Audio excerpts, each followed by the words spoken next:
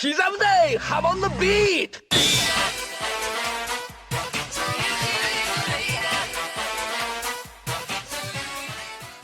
Out of every character in the JoJo series, one of the most surprisingly present ones is Rohan Kishibe, first introduced as an antagonist and later a supporting character in Part 4. After the end of the part, Rohan has gone on to be the main protagonist in the Thus Spoke Kishibe Rohan manga anthology series, following him through a series of supernatural adventures. Notably, he's also the lead of Rohan at the Louvre, a collaboration story with the Louvre Museum in Paris. The Rohan manga also went on to receive an OVA adaptation of 4 of its episodes. Beyond this, he's also the subject of a line of light novel stories written by different authors, and starting in 2020, a live-action TV drama series which as of today has released 9 episodes across 4 seasons, as well as a theatrical film adapting the Louvre story. Most recently, Rohan has made his return to the main series of JoJo once again, with another version of him appearing early on in Part 9, The JoJo Lands, which while only being a minor appearance so far, may come to evolve into a larger role in the story. With Rohan appearing in such a vast body of work, it's led some JoJo fans to wonder why such a seemingly minor character is the lead of so much of JoJo's spin-off material. The reactions to Rohan's status range from simple confusion to being much more negative towards the character, since many believe that other stories deserve spin-offs more. One common opinion you'll see is that Rohan was chosen for this role due to being a self-insert character for the author, Hirohiko Araki. Both of them are manga artists after all, and Araki has even drawn himself with the character. But just how true is it that Rohan is a self-insert? Rohan is one of my personal favorite JoJo characters, with his spin-off stories being some of the best to come out of the JoJo series.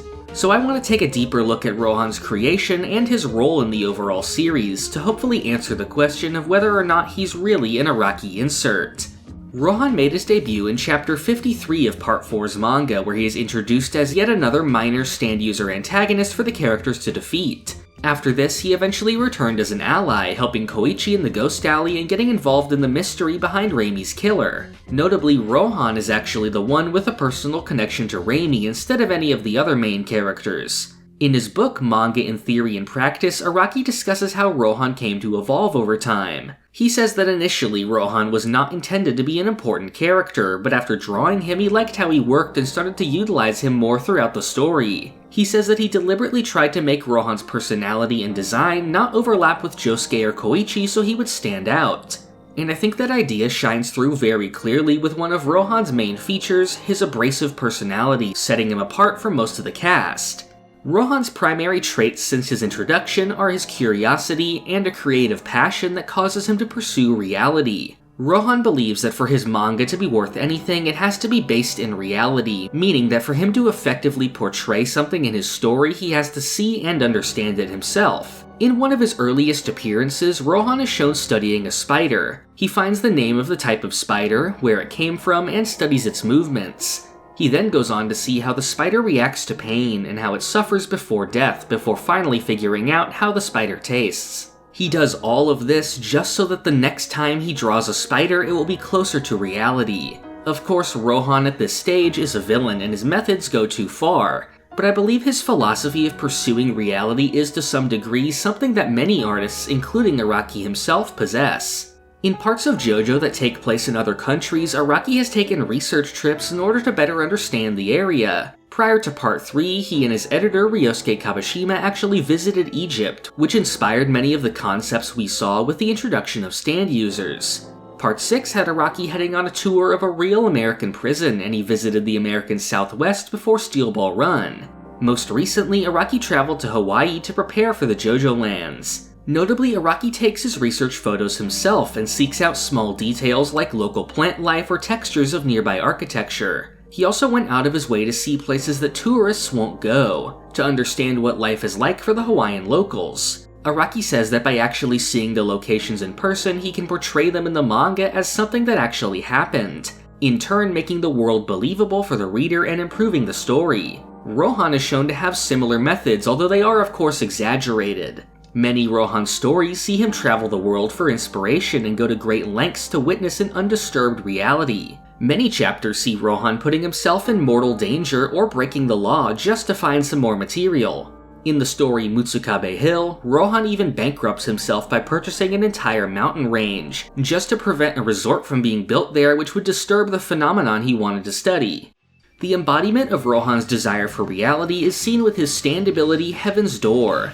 This stand allows Rohan to turn people into books, with these books containing all the details of that person's life. For someone like Rohan, this is the most perfect distilled form of reality that there is, with the books containing even the deepest secrets a person has. Since reality is what's most important to Rohan, simply asking someone about their experiences isn't enough. He has to read the information himself to know that they are just as real as something he himself could experience. For a manga artist who wants to create in the way Rohan does, Heaven's Door would be like the perfect wish fulfillment for being able to flawlessly understand the world around you. So it shouldn't come as a surprise that when asked what stand in the JoJo series Araki would want the most, he has repeatedly chosen Heaven's Door, saying he would want to know what people are thinking to better understand them. Some people might not be aware of this, but Araki has actually spoken on the similarities between him and Rohan before. In his book, Araki says that with Rohan being a mangaka, in some ways he is based on himself. In another interview, Araki clarifies that he actually hears about this comparison a lot from people who read Part 4. He says that he admires Rohan and even thought about playing the character before, but says that personality-wise, they're very different, which might disappoint some people. Although when asked if he would lick a spider, he does jokingly say that he would try most foods if they were prepared for him. The way I think we can really understand Rohan is by looking at the roles he fills across the series. Starting in Part 4, he was an antagonist and later a begrudging ally to Josuke. Something I really like about early Rohan specifically is how he fits into JoJo's horror themes. JoJo is fundamentally a horror series, and although some would say it's evolved away from that over time, I do still think it's very present, and Part 4 is one of the best examples. A lot of Part 4 is showing off the scary situations that you might find in everyday life, like how the Locke arc is based around being scammed or having your family turned against you, or having a fear of something being wrong with your food like in the Tonio chapters. And of course, Hayato's arc is all about fearing how your loved ones might actually be hiding a dark secret. Part 4 taps into these really relatable fears that could exist independently of any kind of supernatural forces. Rohan is a great example of this. On the surface, he's really like a manga artist's power fantasy of being able to harness pure creativity. But Rohan shows how people can take their creative passion too far, and his use of Heaven's Door often greatly oversteps any ethical boundaries. Now that makes for a great horror story where someone comes to know the most hidden details of your life. But for Araki, I think he actually wrote Rohan from his own perspective, showing a dark side that everyone has. Rohan also came to evolve throughout the series, and I think one of the most interesting iterations of him comes with the spin-off. A lot of people have questioned why Rohan was chosen for this role and believe it could be better spent focusing on other characters. On the contrary, I think Rohan only improves with the spin-off and is a perfect fit as the title character. In 1997, Araki was asked to write a short story, which later became the first chapter of Thus Spoke Kishibe Rohan, titled At a Confessional. It originally wasn't meant to be a spin-off of an existing series, but when Araki made the first draft without Rohan, he found the story lacking. So he decided that Rohan would be a good choice for the story's narrator. Although Rohan isn't really the main focus of the story, I just can't imagine it without him. The premise itself just screams Rohan, with him wandering into a confession booth and hearing a man on the other side confess his sins. But he decides to pretend to be the priest and listen for more material. This is the kind of role Rohan takes on in a lot of the stories, often being separated from the action and just being our guide through it all. Even the series' title in both English and Japanese echoes this idea. But later on, Rohan does take a more active role, which is where I think the stories really shine. With JoJo being a horror-themed series, it often deals with supernatural phenomena, and the spin-off is where I think that reaches its peak, with each chapter focused on a new yokai or strange event for Rohan to encounter. With Rohan's character being all about seeking out new information, he's a perfect surrogate for the reader that wants to see how these stories will play out, while simultaneously acting as an experienced guide through those stories. One of the best examples of this is Poaching Seashore, the story which saw the return of Tonio. Here, Rohan agrees to help Tonio by finding an important ingredient by breaking the law to poach local abalone. In his author's note for the chapter, Araki says that Rohan has no problem crossing the boundaries of modern society's rules, which is a perfect way of describing how Rohan ends up in these situations. But he says that Rohan always pays respect to tradition and history, which is often how he ends up surviving in the end. While the spin-off series maintains Rohan's generally unpleasant attitude at times, with him taking on the role of a protagonist, we do empathize with him more. Beyond that, Rohan has also shown some genuine growth over time. When we initially met Rohan, we saw how he acts at his most selfish, having no regard for other people as long as it was in pursuit of his artistic vision. But over time, he's shown to have moments where he genuinely cares for others. The first and most obvious example comes from his connection to Reimi. She was Rohan's babysitter in the past and saved his life before she was killed by Yoshikage Kira. Rohan repressed the memory of the incident but rediscovered it when he chose to help find her killer. Rohan becomes one of the most active participants in the investigation to find Kira and single-handedly puts together the clues they need to reach the finale. In this relationship with Reimi gives us our first look at Rohan's emotions as he wishes her goodbye. Afterwards, the spin-off gave us more glimpses at Rohan's emotional side and shows that he has a genuine connection to his home and the people around him. The 11th chapter, Drip Painting Style, depicts Rohan tearing up when writing a story. We learn that he had been involved in an incident where he tried to warn a woman that she was being pursued, but despite his efforts, the woman ends up being killed. The killer turns out to be an eco-terrorist who plans to destroy Morio's power plant and lured Rohan there to ensure his safety and so that he would be able to tell his story through his manga. Rohan agrees with the man's cause but feels responsible for the death of the woman and begs him not to harm his town. Rohan eventually stops him but goes on to adapt it into a story despite it not having a happy ending. In the chapter DNA, Rohan is asked by Yukiko to help her friend Mai, whose daughter Mao has a strange birth defect. The girl has strange features and behavior like talking backwards, having long eyelashes, and a tail that allows her to camouflage.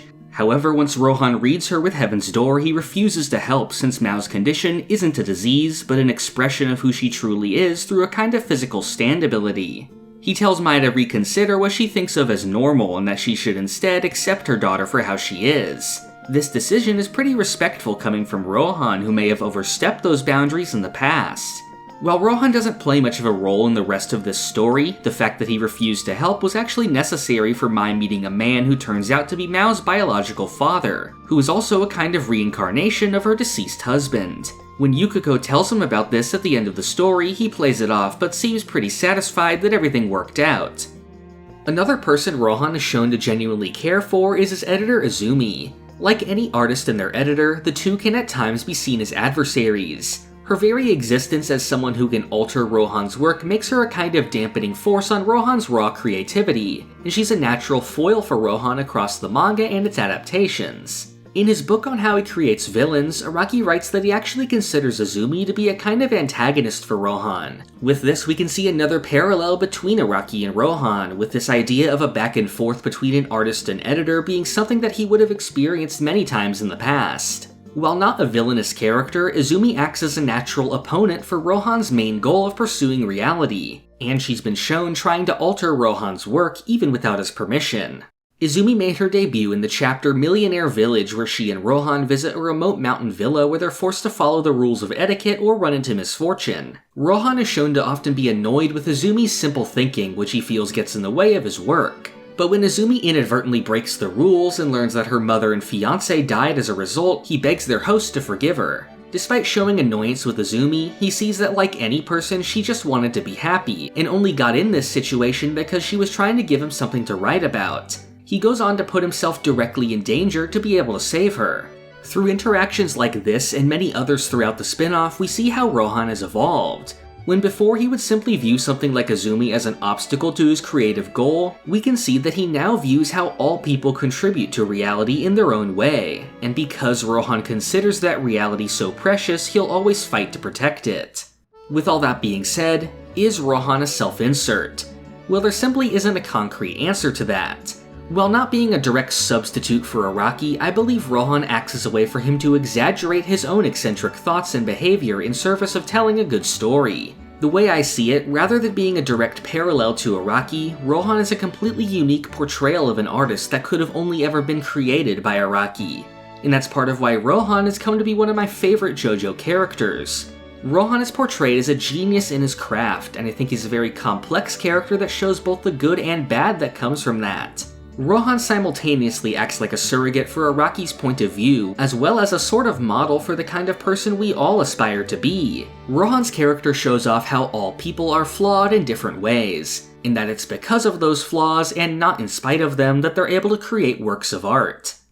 Hopefully this video helped you to come to understand and appreciate Rohan more as a character. He's always been one of my favorites, and I found it fun to do a deep dive and discuss some of the themes and ideas behind him. I've noticed that a lot of JoJo fans aren't completely familiar with the Rohan spin-off content, so I just want to end off the video by wholeheartedly recommending them. I believe all chapters of the Rohan manga are great individual stories that any JoJo fan should read, with ones like The Run or Hot Summer Martha being some of my favorite Araki works. Araki's collaboration with the Louvre starring Rohan is fittingly one of his most beautifully drawn stories, and I actually recommend seeking it out to read physically if you are in any way a fan of Araki's art. The OVA adaptation is also quite good, especially the episodes for The Run and Attic Confessional. Most of all though, I really recommend checking out the Rohan TV drama. It's one of my favorite things to come out of JoJo in the past few years, and the casting of Issei Takahashi as Rohan is downright perfect. One of my favorite things about the show is how they've elevated Rohan's editor Izumi into a lead character who appears in every episode. This decision even seemed to influence Araki, with Izumi coming back in the more recent Rohan chapters. The chemistry of these two in the show is just amazing, and anytime the two are together, it carries the episode. And I guess that chemistry was actually pretty strong since those two actually ended up getting married in real life. Like I mentioned, the drama has 4 seasons adapting a total of 9 stories, both from the spin-off and reinterpretations of stories from Part 4 itself, like the fights with Cheap Trick and the Rock Paper Scissors Kid. I absolutely recommend watching the series as well as the movie, and you can find them all on Prime Video. Outside of that recommendation, I also want to hear how you feel about Rohan as a character and what more you might have learned about him after this video. If you want to keep updated on new videos, make sure to subscribe and click the bell. I recently reached the amazing milestone of 300,000 subscribers, so to celebrate I'm planning to release a new video where I discuss and recommend some of the series I like other than JoJo. I'm really looking forward to sharing what I have to say in that video, so keep up with the channel if you're interested. You can also join the Hum and Beat Discord to get notified on new uploads and any important JoJo news. Finally, I'd appreciate if you help support the channel on Patreon or by becoming a YouTube member. The names of supporters are featured at the end of every video, and they can also submit viewer questions. This video's question comes from Arios. They say I mentioned not being a fan of JoJo's color manga, but ask if there's any pages or panels I do actually like. Now it's true that I take issue with a lot of the digital colored manga, and I don't believe it's a good replacement for the original black and white or Araki colored art, as I've gone over in my video on the topic. However, I do still enjoy a lot of the colored manga depending on the part.